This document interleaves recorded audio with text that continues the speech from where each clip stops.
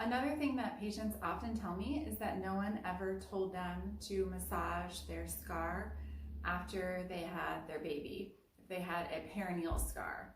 So there are 4 grades of tears. Grade 1 is just the skin layer. Grade 2 is a little bit more into the muscle.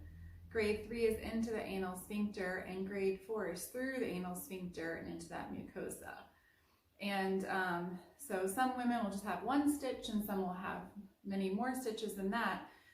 But in either case, it can be helpful to massage the scar.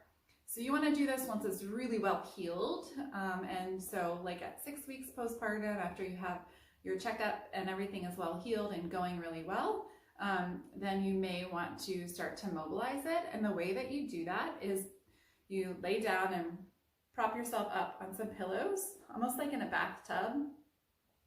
And you just kind of reach around. You can use a mirror if you want, and you'll take the tissue and you'll just kind of move it around. So this is easier to visualize when you think about a scar that would be like in a more obvious place. So like if we said you had a scar on your arm here, you would take the scar and you'd move it around just so that the tissues slide and glide and move nicely. And so you'd massage up, down, left, right, circles. And you would get instructed to do that if you went to physical therapy, and life would be good when you move, the scar moves. The same thing is true if you have a perineal scar, if you have a scar here. And so if you have pain with sex, which is pretty common, 30% of women at 6 months postpartum do have some pain with sex, but it's not normal. And if you do have pain, then you can use this as a suggestion, or go see a pelvic health physical therapist with advanced training and board certification in pelvic floor physical therapy. So with this type of scar, you want to do the same thing. You just take the tissue and move it left and right, up and down, clockwise and counterclockwise to get the tissue moving. When you're doing that, you may feel a little bit of tenderness, but certainly when you stop, it should be back to normal. So if you start at a 0 out of 10 and you're moving the scar for 5 minutes or so, when you're done with that 5 minutes, you should within 10 minutes be back to a 0 out of 10. So it's not super aggressive. So these smaller grade scars, that self-mobilization is often good enough to kind of get the tissue moving and get you on to having pain-free sex, which should be happening.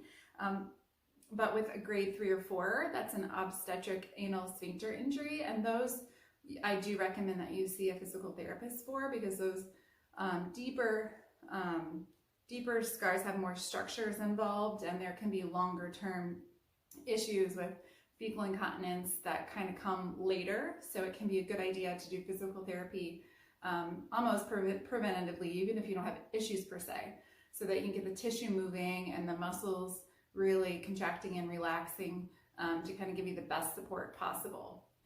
So when it comes to postpartum pain, the perineum, like if you're sitting, you want to make sure your scar is moving. If you have postpartum perineal, that's what we call this, the area between the vagina and the anus. If you have pain with sex here, then a couple of things. One, make sure you have lots and lots of lubrication, because vaginal dryness is normal and expected post-baby, because you have a lower estrogen, and that's just normal, so a lot of lubrication.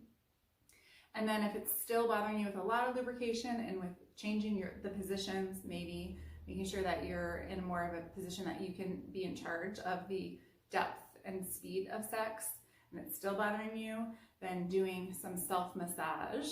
And if it's still bothering you, then definitely coming to see a pelvic floor physical therapist.